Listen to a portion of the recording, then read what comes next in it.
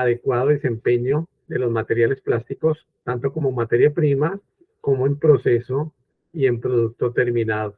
También es conveniente recordar que hemos hecho otros webinars de diferentes temas y estamos cubriendo también temas de control de calidad, temas de aspectos eléctricos de los sectores plástico y cablero.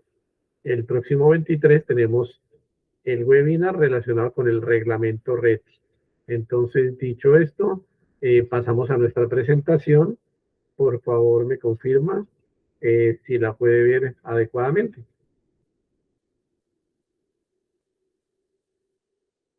Bueno, correcto. Entonces, primero que todo, pues muchas gracias. Estamos examinando los diferentes tipos de equipos para control de calidad. Esta es una etapa también muy importante para asegurar la calidad del producto terminado y su aplicación por parte del cliente. Inicialmente tenemos que tener en cuenta, hay materias primas que se someten a un proceso previo de mezclado, de dosificación y demás. Tenemos un proceso interno en la empresa que sería inyección, extrusión o soplado, entre otros. También hay otras eh, posibilidades, pero principalmente son inyección, extrusión y soplado. Y unos procesos posteriores, como retirar la rebaba, hacer marcación del tramo, de la longitud, del perfil o demás que utilicemos, y adicionalmente realizar, por ejemplo, el llenado de, de un recipiente o de una botella, en el caso de soplado, para obtener unos productos terminados. Ahí en este caso vemos, por ejemplo, una silla para inyección, un cable eléctrico para el caso de extrusión y una botella. Estos productos pueden ser también muy diferentes, pero como un ejemplo los presentamos. Entonces, recibimos unas materias primas, realizamos un proceso interno y obtenemos un producto terminado. Adicionalmente, entonces debemos tener en cuenta las etapas. La primera es la inspección en recepción.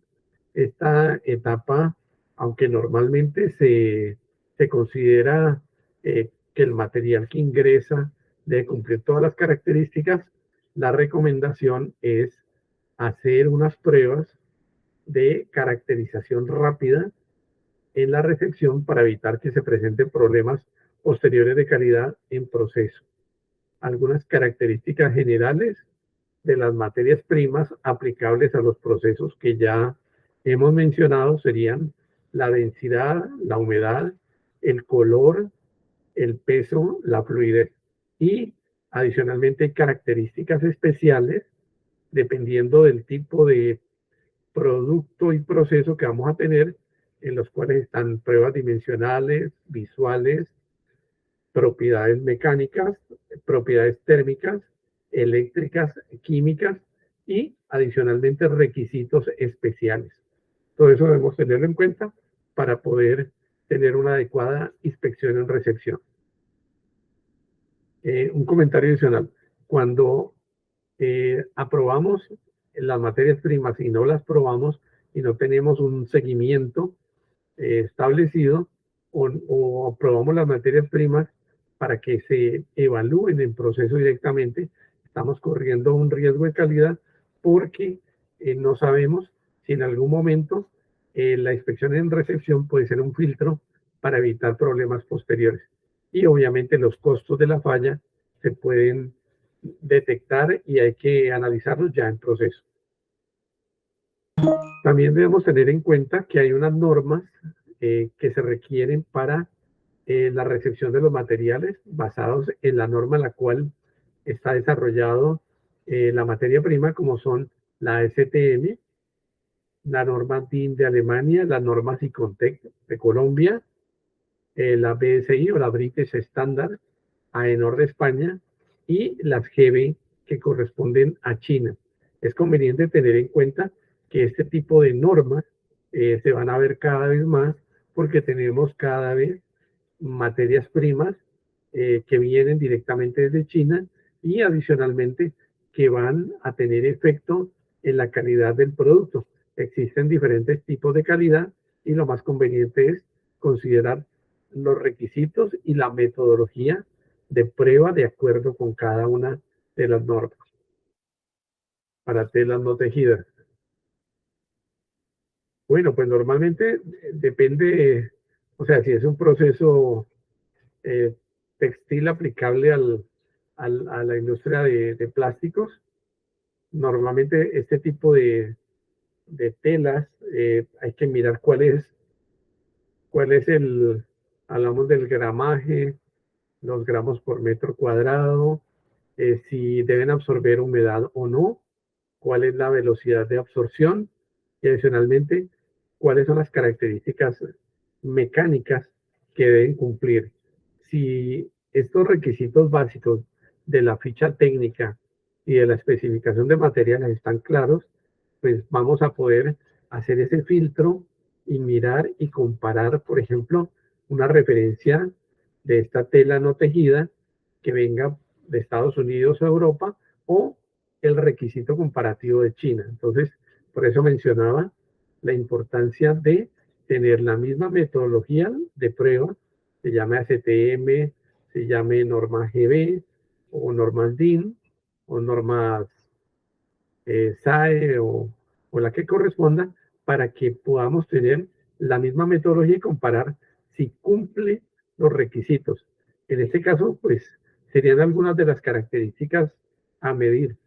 Entonces, normalmente uno mira la densidad, mira el gramaje, cuántos gramos por metro cuadrado, obviamente las pruebas dimensionales, el espesor, el ancho, pues son fundamentales para recibirla y adicionalmente qué características debe tener, les repito, si es para absorción de humedad, cuál es la velocidad de absorción de humedad, cuál es cuáles son las características que debe cumplir a largo plazo, si debe estar sometida a temperatura o, o a qué presión, a qué velocidad de giro va a tener la máquina para hacer una adecuada comparación entre materiales que normalmente se traen de algunos proveedores europeos o norteamericanos y hacer la evaluación comparativa de China o de la India, de tal manera que no se vaya a cambiar un requisito por otro o un material por otro sin haber hecho esa comparación. Eh, ¿Algún comentario adicional, por favor?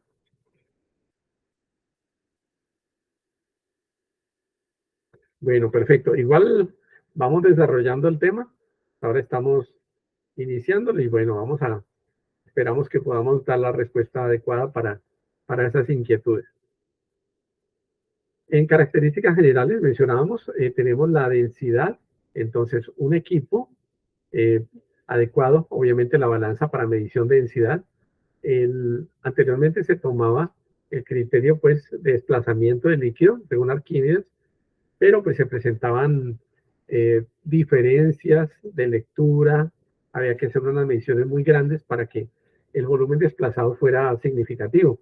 Entonces lo que se tiene ahora como una medida rápida para control es tener una balanza de densidad, toma la densidad en seco, la densidad en agua y puede ser para superficies o para áreas regulares o irregulares. De esa manera entonces tiene el dato de densidad y puede comparar si la densidad corresponde o estamos dentro del rango del material que solicita. Y esto es aplicable para metales, hablemos de cobre, de aluminio, de acero, de metales preciosos o en el caso que estamos especificando principalmente para plásticos o materiales reforzados también. Bueno, posteriormente tenemos la humedad. La humedad es otra característica que en la parte de plásticos puede ocasionar problemas. Entonces esos problemas surgen porque la humedad del ambiente puede ser, puede afectar las características no solo de superficie, sino también las propiedades mecánicas y el mismo desempeño del material. Para tener en cuenta eso, entonces normalmente se utiliza una balanza, una cámara infrarroja que permita tener el dato de humedad o si es un material especializado, una resina ingeniería tipo PET, lo que se recomienda es un equipo estilo Aquatrack, que pueda tomar por determinación química el contenido de humedad, mientras que un horno, una balanza o cámara infrarroja, lo que toma es la variación de peso con el tiempo. Entonces, como ven, dependiendo del tipo y criticidad de la humedad, vamos a tener un equipo para que sea el más adecuado para la medición. Otro tanto ocurre para el color.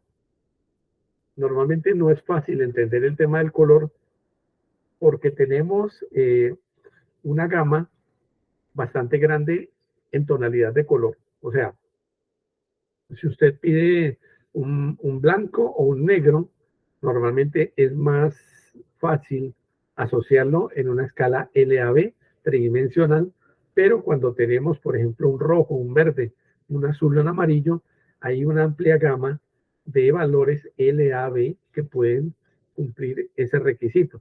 Entonces, lo ideal es poderlo especificar según la escala SAE, la escala NEMA, la escala que corresponda, y adicionalmente especificar el tono, si es un verde oscuro, un verde claro, y ya tener un rango de LAB para que se pueda identificar. La diferencia al final, el delta E, que sale de todas estas diferencias de tonos, es el que permite saber si el colorante o el pigmento o el master batch que se van a utilizar corresponden y están dentro del rango adecuado. Obviamente será más fácil si el tono es negro o es blanco, porque debiera ser pues un tono con mucho menor variación. Otra característica es el peso. Normalmente cuando tenemos diferentes tipos de piezas, por ejemplo, o de elementos a suministrar, el peso también nos ayuda. Y lo otro es la fluidez. En este caso estamos hablando específicamente de polietilenos, polipropilenos, donde tenemos una medición de fluidez. En la medida que tengamos una fluidez mayor, pues van a salir muchísimos más decigramos por minuto o gramos en 10 minutos, y aplicando una temperatura, normalmente estamos trabajando 190 grados o dependiendo de lo que se requiera en la norma específica, y adicionalmente tenemos un peso. El peso normalmente establecido es 2.16, pero se puede tener una escala de pesos para hallar una variación de la fluidez en relación con la temperatura, en relación con el peso. Esto es importante, no solo es el tipo de polietileno o de polipropileno, sino también qué fluidez tiene. Si es, por ejemplo, un polietileno para la industria de extrusión, los valores de fluidez son menores. Si tenemos, por ejemplo, para inyección, estamos hablando de, mientras en la extrusión hablamos de 1, 2, 3, en este caso podemos hablar de 10 o 20 para una resina que va a ser sometida a el proceso de inyección.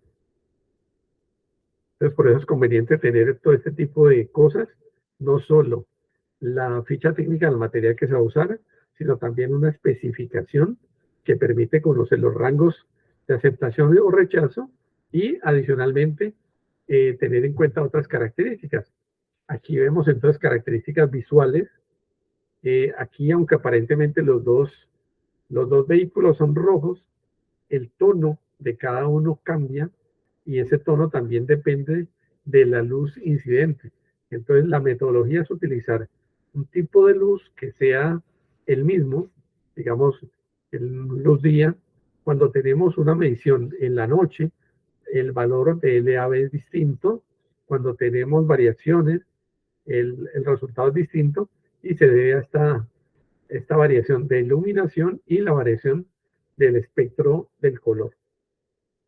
También debemos tener en cuenta las medidas que nombramos, el espesor. Pues utilizamos un medidor de espesores o un medidor que llamaríamos el pie de rey para determinar los anchos de las cintas, de las telas, de los materiales que necesitamos utilizar para nuestro proceso. Adicionalmente hay que tener en cuenta pruebas mecánicas. Para pruebas mecánicas normalmente tenemos el uso de dinamómetros, y muchas veces requerimos fabricar primero unas placas o unas superficies de un espesor definido para poder determinar desde la materia prima las propiedades mecánicas, tensión o compresión, la tensión o la elongación y adicionalmente la dureza. Por ejemplo, en el caso de la dureza, depende del tipo de resina a qué escala de dureza estamos refiriéndonos. En un caso de un PVC flexible, por ejemplo, podemos hablar de un PVC 60, un PVC relativamente duro, un 90 chorá, mientras que en un polietileno o no halógenos o similar, podemos estar hablando de una escala Chor-D. Esta escala Chor-D es una escala, digamos, arbitraria que se tomó en principio basado en la presión de la aguja, la forma de la aguja, la forma de indentación en el material, pero ya está estandarizado, digamos, o se ha normalizado, porque mucha gente utiliza este tipo de medidas y por eso se puede comparar un material con el otro. Hay otra gran cantidad de pruebas y dependen mucho de la aplicación de la materia prima y del proceso al cual se va a someter. Entonces tenemos propiedades térmicas, baja temperatura, alta temperatura, envejecimiento y demás. Todo este tipo de pruebas son simulaciones de cómo se comportaría el material en un producto terminado, pero dan una muy buena indicación de cuál va a ser el comportamiento posterior para evitar justamente fallas y problemas porque no se han tenido en cuenta. Y se debe validar desde el diseño el material a utilizar. Entonces, en doblado en frío, entonces, según el requerimiento, puede ser una temperatura, menos 25 grados, impacto en frío, para piezas que deben resistir el, el golpe en frío y depende mucho de dónde se va a aplicar. No es lo mismo una pieza que normalmente se utiliza en Colombia a una pieza, por ejemplo, que va para exportación a Estados Unidos o Canadá, aunque obviamente hay que cumplir los requerimientos de prueba de la norma, pero sería crítico cuando la temperatura normal va a ser esta temperatura baja.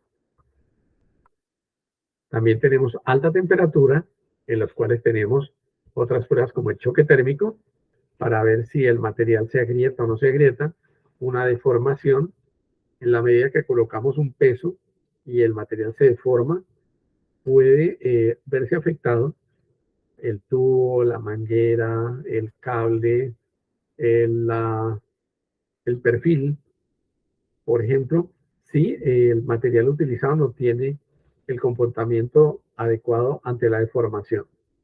Y específicamente para inyección y soplado, aunque también aplica para extrusión, el tema de la contracción es muy, muy importante. ¿Por qué? Porque las piezas deben tener unas medidas. Si el material utilizado tiene una contracción superior, pues obviamente la tapa, la botella, el, la misma película, lo que sea, no va a tener las mismas condiciones. Entonces es muy importante conocer la contracción de las materias primas a utilizar. Aquí tenemos como una guía tomada de MEX Polímeros la contracción de estimada de materiales, de tal manera que cuando se hace el diseño de una pieza, pues obviamente será distinto fabricarla en ABS a fabricarla en algún tipo de elastómero, como un EPDM, o alguno que tenga, por ejemplo, este SBS, que tenga 5.5 de contracción. Entonces, sería absurdo diseñar una pieza con un material que va a tener una alta contracción y que posteriormente no se va a poder eh, llegar a las dimensiones especificadas.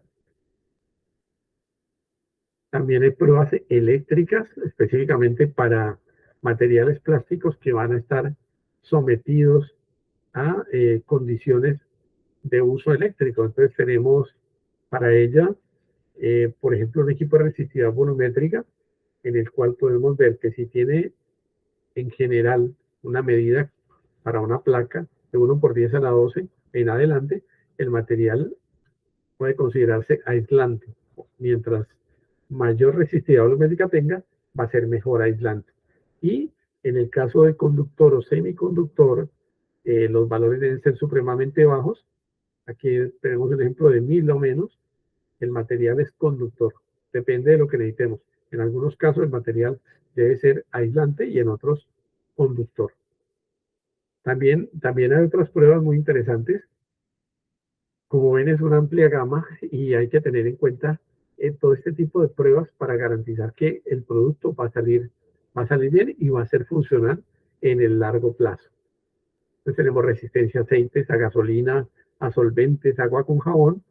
En estos casos, eh, pues obviamente hay tendencia, si miramos por ejemplo el caso del PVC, al hinchamiento. Al hincharse la pieza, absorbe estos aceites, gasolina, solventes y hacen que sus propiedades mecánicas se pierdan. Entonces, es conveniente hacer las pruebas dependiendo de la norma requerida. Y si tiene contacto con, por ejemplo, hidrocarburos, con gasolina, pues obviamente debe ser, en el caso de una manguera, debe ser una manguera NBR o una manguera de caucho específico para evitar que se presente pues un hinchamiento y un daño y el riesgo de fuga del material que se quiere transportar. Hay otra característica que normalmente no se ve de una manera directa, que es la resistencia a la llama. La resistencia a la llama se toma en producto terminado. Estamos hablando de un de un techo, un cielo falso que llamaríamos, o una cubierta, o una película, o una pared, por ejemplo, realizada con eh, polímeros, principalmente PVC y refuerzos, donde debe resistir la prueba de llama. Entonces, como esa prueba de llama no se puede medir hasta que se tenga el producto terminado, se aplica una medición que se llama índice de oxígeno, en la cual se usa oxígeno y nitrógeno, calibrando con cero oxígeno, con cero nitrógeno y haciendo las variaciones. Y se determina el índice de oxígeno.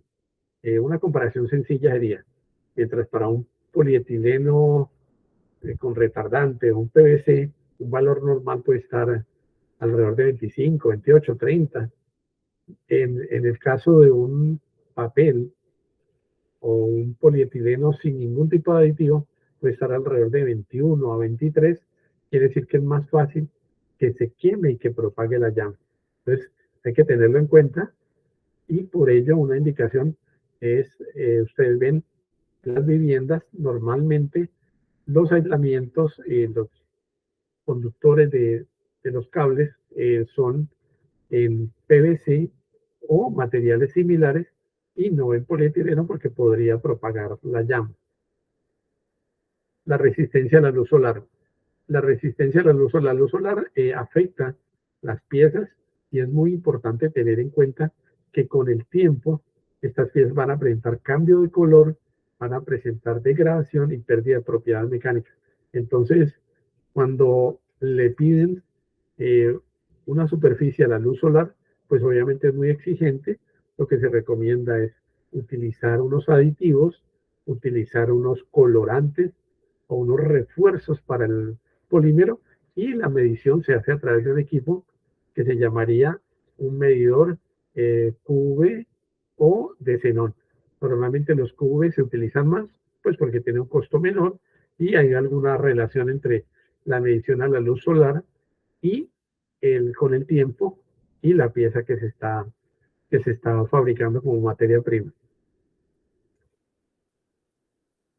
Adicionalmente tenemos pruebas reológicas. Estas pruebas reológicas corresponden a equipos que permiten determinar para material fundido cuál es la curva de comportamiento, si el material se quema o el material se comporta en un tiempo definido. Aquí, por ejemplo, estamos mirando a 10 minutos, estamos viendo unas curvas. La curva roja sería la curva de temperatura, mientras que la curva azul corresponde al material que se funde en una cámara de mezcla. Tiene el valor máximo que sería el de valor de fusión, y la curva va variando con el tiempo hasta tener un valor de estabilidad. Normalmente luego de un tiempo largo, el material tiende a aumentar el torque, a cambiar el color y adicionalmente a degradarse. Esto sería para termoplásticos, por eso utilizan estos equipos Bravender para tomar la rheología. Y en el caso de cauchos, se utilizan normalmente unos equipos Kivitre que permiten hacer las pruebas de curado del caucho y conocer el tiempo en el cual se puede procesar ese material. Entonces, estas son pruebas de entrada.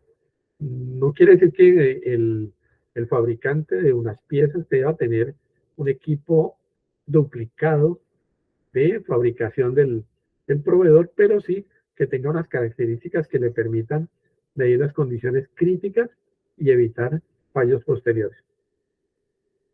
Hasta aquí tenemos las materias primas.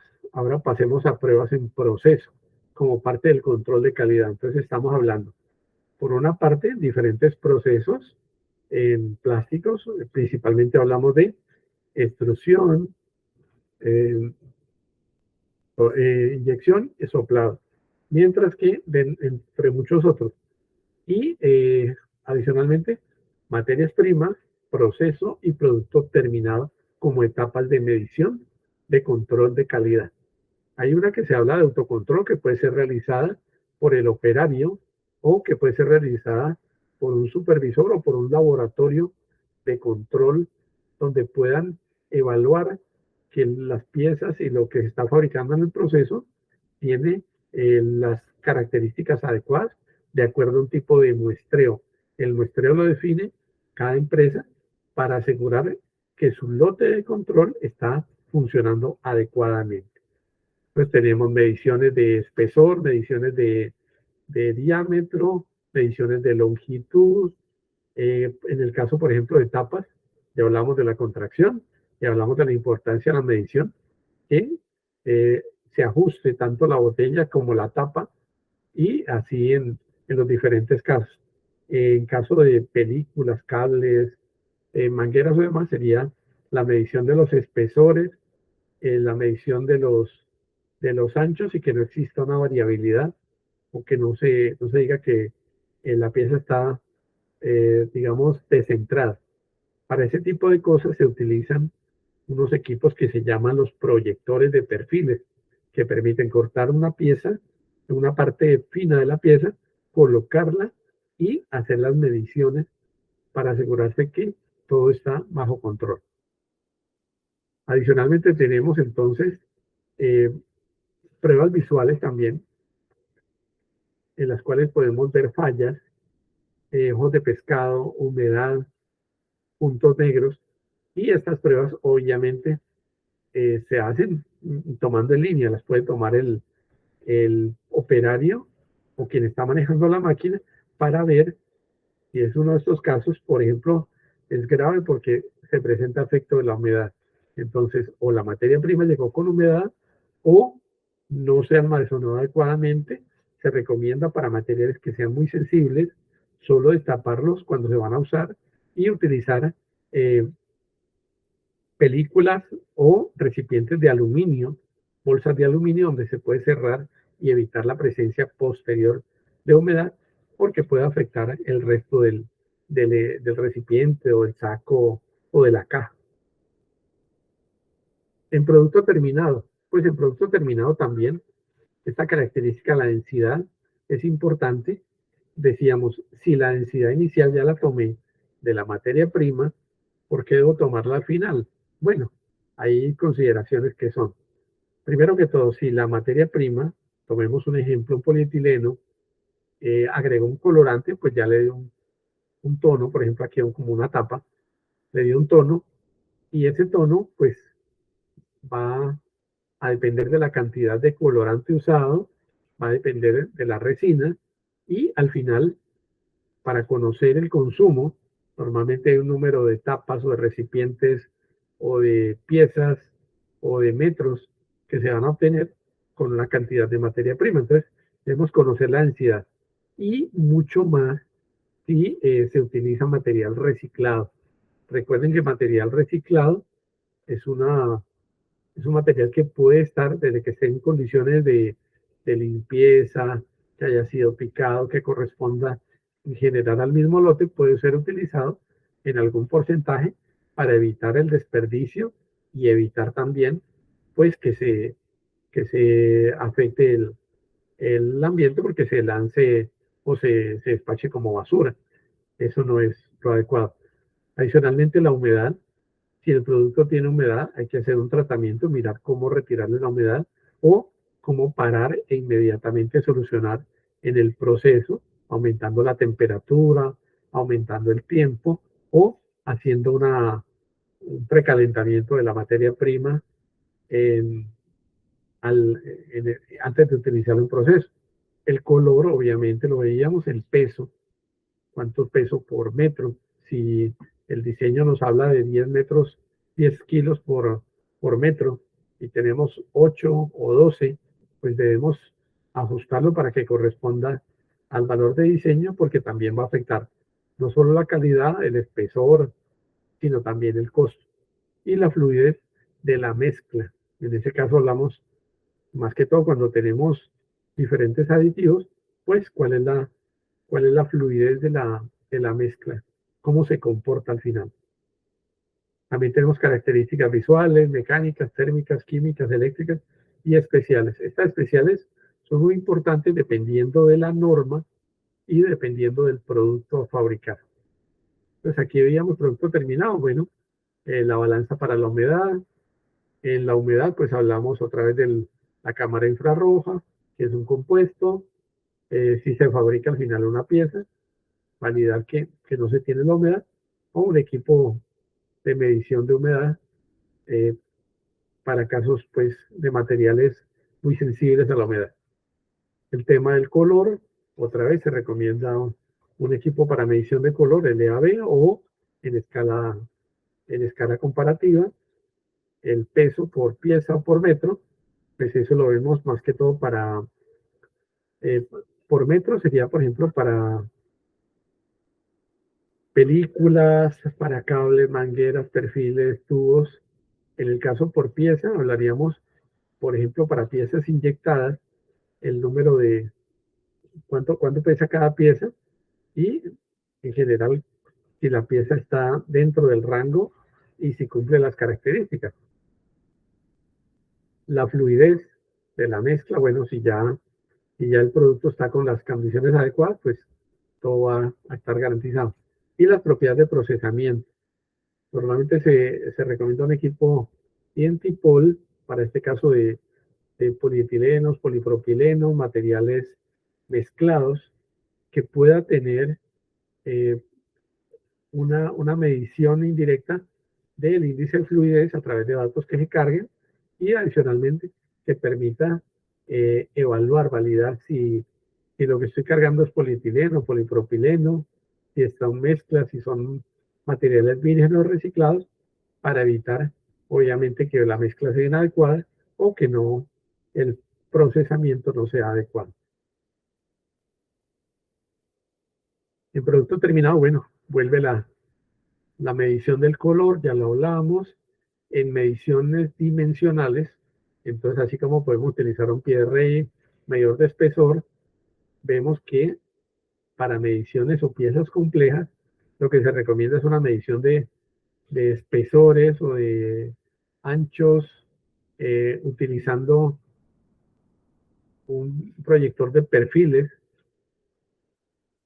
en el cual se conoce el espesor, se mira si está centrado y se puede determinar el espesor en cada punto para mirar y ajustar en la máquina cuál es el espesor que está, digamos, descuadrado.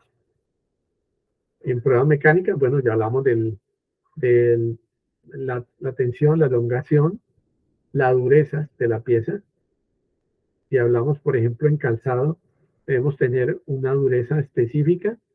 Es un material que es flexible, entonces debe tener pues una dureza definida y eso es muy importante para poder hacer la medición.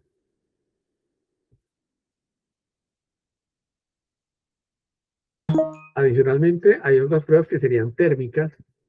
No es lo mismo tener una superficie, señor, señor,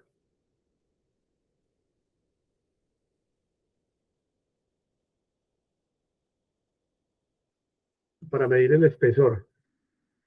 Bueno, aquí veíamos la medición de espesor, depende del tipo de producto.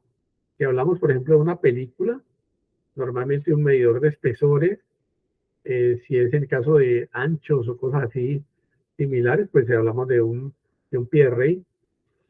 Y en muchos casos hay que puede haber medidores en línea que le permiten tener la información permanentemente y ver que no haya una variación. En el caso, por ejemplo, de películas que son multicapa, como aquellas donde fabrican eh, la cara interna, o varias películas, como para la bolsa de leche o similares. Entonces tenemos una capa blanca, una capa negra, y adicionalmente tenemos otras capas. Entonces allí lo mejor es un espesor, una medición de espesor en línea, que permita ver cada capa qué espesor tiene y garantizar si está cumpliendo los requisitos. Eso sería lo mejor, y obviamente hacer mediciones por lote para evitar errores o variaciones significativas en la capa o en las multicapas. Sí, señor. ¿Alguna pregunta adicional?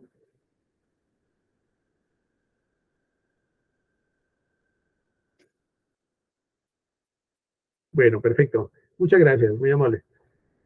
Adicionalmente tenemos propiedades térmicas. Estas propiedades dependen de la temperatura y van a indicar si el material que está fabricando está adecuado. Por ejemplo, aquí en una prueba de choque térmico, se enrolla un material alrededor de un mandril a una temperatura, aquí por ejemplo es alrededor de 121 grados, y vemos que hay un agrietamiento. Entonces lo que vemos es que el material no fue extruido a la temperatura adecuada y presenta grietas. Quiere decir que hay que ajustar las condiciones de procesamiento para que se cumpla esta prueba. Es una prueba rápida, sencilla, pero permite evitar, por ejemplo, el caso de no halógenos o de otros materiales o nylon que puedan presentar fallas porque no tienen un enfriamiento, un procesamiento adecuado. Otra que es muy interesante es la contracción. Se coloca a una temperatura y se mide la contracción. Aquí, por ejemplo, estamos hablando específicamente de un cable. Ahí la contracción, se supone que todo este aislamiento debe cubrir el cable completo, cubrir el conductor. Sin embargo, se contrae, y en la medida que haya más contracción, pues se presenta el conductor desnudo y puede presentarse un corto, una falla. Igual la contracción también hablamos que es muy importante para todos los materiales, porque estas fallas dimensionales pueden ocasionar pues, rechazo de las piezas, independientemente que sean tapas, tubos, mangueras o lo que corresponda. Si la contracción es muy alta, no va a tener la calidad adecuada, y la contracción debe ser definida siempre entre el proveedor y el cliente. Pero hay otras pruebas también, como las de baja temperatura. Entonces hablamos de doblado en frío. En este caso, doblado en frío, hay requisitos de muchas normas como las ASTM que nos hablan, por ejemplo, de menos 25 grados, y en algunos casos de impacto en frío. Entonces, estamos hablando del material que corresponda. Si la prueba es en frío, lo ideal es tener la garantía de que el compuesto de PVC, que el compuesto, que el polietileno, que el polipropileno o la resina de ingeniería que se use pueda cumplir ese doblado en frío, porque si no se va a agrietar. Y si por ejemplo es un material que se va a exportar y se va a instalar a una temperatura de menos 25 grados, se va a presentar fallas y el material no va a ser adecuado. Esto pues es necesario. Por eso hay que hacer todas estas pruebas que les menciono y les repito, son pruebas de simulación, que lo puede hacer en una placa o en una película o en diferente tipo de productos según requiera, pero lo ideal es que cuando tiene el producto terminado pueda garantizar la calidad de acuerdo a la norma de referencia. También hay propiedades reológicas. Muchas veces en control de calidad necesitamos conocer si el compuesto que se acaba de fabricar cumple los requisitos. O eso puede indicar, en el caso de la estabilidad, por ejemplo, un compuesto de PVC, que en la cantidad de estabilizante no es la adecuada, que una falla de pesaje, o que el estabilizante no está comportándose adecuadamente, o que en definitiva la mezcla que tenemos o el compuesto que tenemos no está cumpliendo esas propiedades. Y esto también incluye para polietilenos, polipropilenos, diferentes mezclas, y más cuando corresponde a mezclas de materiales vírgenes con reciclados o con materiales reforzantes. Entonces aquí hablamos de un torque, que es la oposición, el esfuerzo que opone el material al movimiento en el equipo, definido a una temperatura y un RPM. Eso varía según el material. Pruebas de simulación de producto. Entonces, muchas veces el desarrollo, por ejemplo, de un material contratipo a lo que tenemos normalmente, no es tan fácil porque se necesita un equipo, de lo contrario hay que pasar los materiales, si es un material que llegó de Corea, de China, de Singapur, y queremos reemplazar un material que normalmente usamos, una materia prima o todas las materias primas, pues entonces la única solución es ir al proceso, prender la máquina, gastar 500 kilos, mirar si el material cumplió. Si no cumplió, no tenemos exactamente una medida de si es por la máquina o es por el material hasta que hagamos varias pruebas. Esto implica más tiempo de máquina, adicionalmente pérdidas pues, de un lote de material y adicionalmente pues mucho tiempo perdido, que sería para procesamiento. Lo que se recomienda normalmente es tener hasta donde sea posible, equipos que permitan hacer una simulación o una inyectora de laboratorio, una extrusora o una medición de soplado, ¿sí? Que puedan permitir obtener productos a escala y obtener de esa manera entonces o una película o un cable o una manguera o un perfil, eh, o en el caso de la inyectora pues tener una minizuela o o cualquiera de los productos o unas placas que permitan ver si los productos y la mezcla o el desarrollo que se tiene están cumpliendo antes de ingresar a la planta y hacer todo el producto terminado. Y adicionalmente, muy importante también para investigación y desarrollo.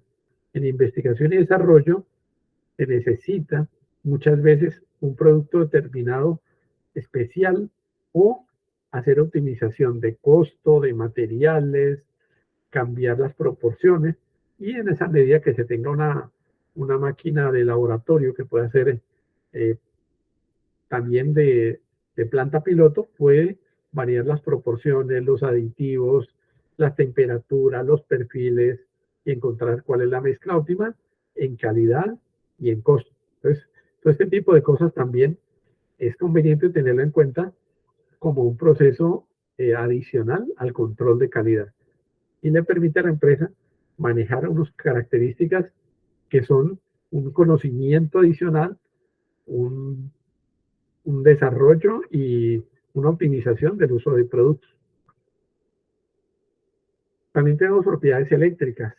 Dependiendo del tipo de producto, pues tenemos, por ejemplo, tensión aplicada, aplicar un voltaje a un producto terminado que puede tener plástico, resistencia de aislamiento, corto plazo y largo plazo, esto es aplicable principalmente para cables, pruebas es parte de este que sería una prueba de si el material presenta corto o no, y en el caso de películas, se recomienda el efecto corona, que permite sensibilizar la superficie para poder hacer una impresión posterior o un tratamiento superficial posterior en la película. Aparte de eso, también miren todo lo que hay para, para analizar. Entonces, que ustedes consideren cuáles son las pruebas críticas y cuáles son las que definen su producto. En, en pruebas químicas tenemos, por ejemplo, contenido de negro de humo. Si el negro de humo es crítico para el desempeño, por ejemplo, en una película ultravioleta, pues es importante saber cuál es el contenido de negro de humo porque si tenemos un contenido de negrodio muy bajo, vamos a tener un problema de, de calidad. Un segundo, por favor. Vamos a tener un problema de calidad bastante grave. Adicionalmente, hay pruebas de aceite, pruebas de desempeño, de gasolina, que ya las veíamos, y por requerimientos especiales de medición ambiental, el contenido de plomo se debe disminuir. Anteriormente en compuestos de PVC se utilizaban estabilizantes de plomo, de cadmio, y lo que se usa actualmente es principalmente calcio zinc. Entonces, este tipo de estabilizantes debe garantizarse que no tiene un contenido de plomo, y para el contenido de plomo hay medición química o estos aparatos que permiten hacer una medición a través de rayos X, poder tomar rápidamente el contenido de plomo y ver que la pieza no tiene una cantidad de plomo mayor a la especificada.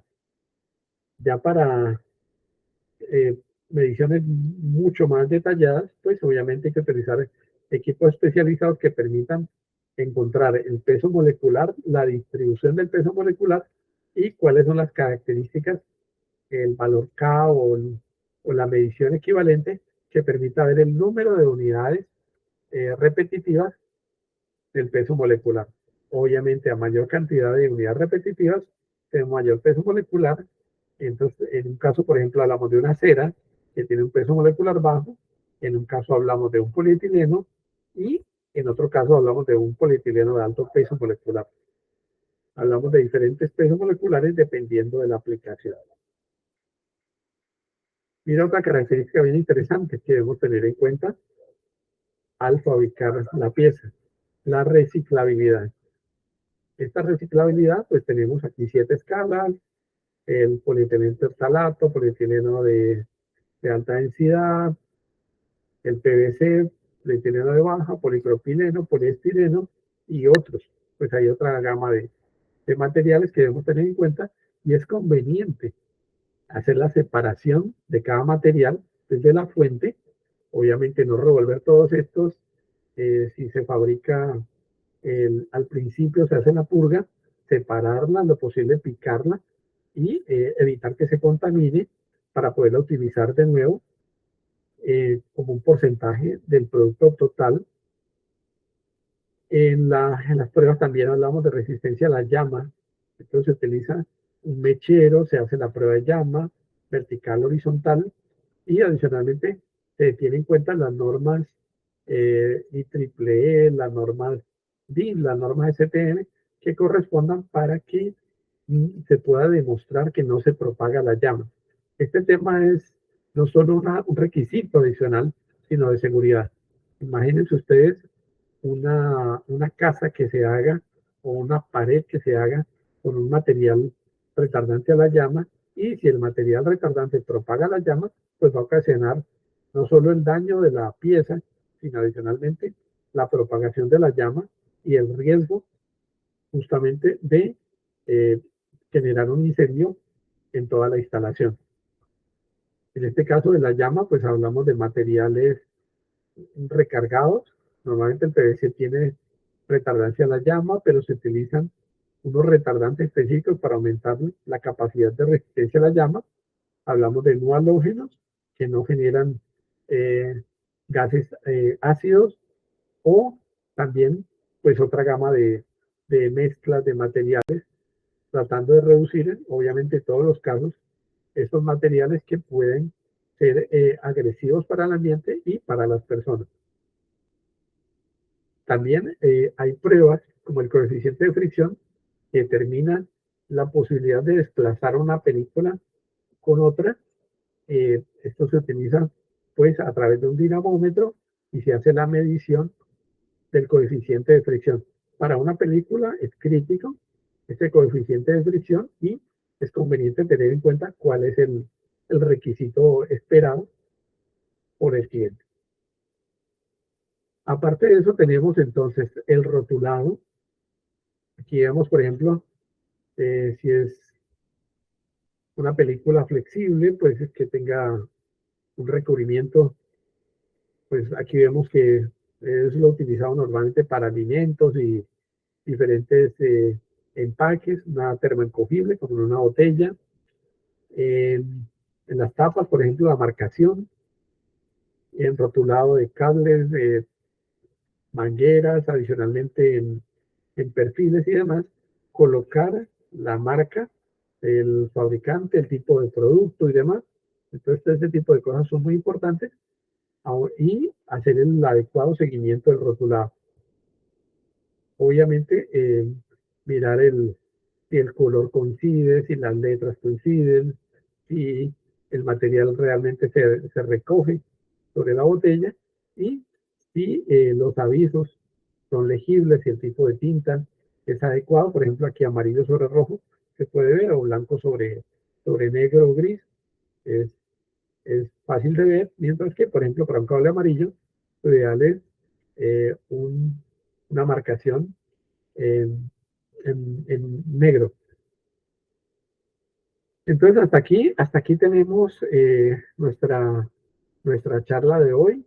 Les recordamos que el próximo 23 de agosto a las 4 p.m. tenemos nuestra charla de reglamento RETIE para aquellos que quieren conocer cuál es el reglamento RETIE, cuáles son las implicaciones y cómo cumplirlo adecuadamente en la industria o en la construcción o donde lo vayan a utilizar, porque la energía siempre requiere tener unos elementos, unas mediciones de seguridad para garantizar su buen funcionamiento. Entonces, hasta aquí alguna pregunta, por favor. Bueno, entiendo que hasta el momento no. De todas maneras, también en esta parte es conveniente, cuando se escogen los equipos, hay dos criterios. Un criterio es el precio, que te define un equipo de unas características, unas dimensiones y unas condiciones, y el otro está basado en la confiabilidad, el tiempo de garantía y el servicio técnico. Entonces, normalmente lo que ofrece GPA es trabajar con marcas que tengan una garantía en este tipo de cosas: confiabilidad, tiempo de garantía y servicio técnico. Hablamos normalmente de Bravender para mediciones reológicas, Divitre, por ejemplo, para fabricación de equipos de medición de dureza, de abrasión, de flamabilidad, de entidad, equipos reológicos para cauchos y medición mecánica. Newly para equipos, tales como mencionábamos, de pruebas eléctricas, de pruebas mecánicas, de pruebas térmicas y adicionalmente Adexin, Comexin, que sería para equipos de medición ultravioleta, Valtorta, digamos, para mezclado de materiales a pequeña escala, Everplast para equipos de granulado y materias primas, entre ellas Chemical, con diferentes opciones de materiales para uso industrial y pues obviamente también para poder simular condiciones en investigación y desarrollo. Finalmente tenemos que considerar el marco de las normas para los productos. Entonces tenemos ASTM, tal como les mencionaba, normas DIN de Alemania, normas ICONTEC, que son muy importantes para nuestro seguimiento nacional. Las pruebas UN, que están centradas en equipos y medición de sus características, la garantía de que el aparato cumple las condiciones requeridas, y AAA para mediciones eléctricas y muy centradas en pruebas específicas de llama y altos requerimientos. British Standard de el Reino Unido, AENOR, que son de la Comunidad Europea también, pero centradas en España y que tienen la ventaja pues de estar en idioma español. Las AENOR normalmente comparten con ICEA o con ISO las características, entonces puede ser más fácil leerla en español, pero conocer el antecedente ICEA, el antecedente ISO, para tener el cumplimiento adecuado de normas. NEC para el sector eléctrico, certificado RETIE para piezas como tuberías conduit, cajas para circuitos eléctricos o para cables o iluminación o villas o demás. Conocer todo o varillas de puesta a tierra, en fin. Entonces, conocer qué aplica en el certificado RETI, que es lo que veremos en la próxima charla, el webinar del 23, en la ABNT, que corresponde a la norma de Brasil. Y en la medida que tengamos pues, más negocios con Brasil, será más importante y más clientes con Brasil tener este tipo de normas ABNT conocidas y garantizadas. Y los productos, aunque no hay una exportación muy significativa a China, que conozcan que hay normas para materia prima y para productos terminados. Bueno, dicho esto, no me queda más que agradecer tu participación y esperarlos el próximo 23 en el próximo webinar. De todas maneras, si hay inquietudes posteriores, por favor, pues pueden contactarnos a través del correo electrónico, a través de la página web GPA-SAS y adicionalmente.com y adicionalmente a través de nuestra sala virtual de ventas, en la cual esperamos que visiten y nos puedan indicar para tener el gusto de atenderlos. Entonces, para todos, muchas gracias, muy amables, una feliz tarde. Listo, señor José, ¿algún comentario adicional? Bueno, y muchas gracias a la plataforma Visiri por permitirnos realizar estos eventos. Gracias para todos, una feliz tarde.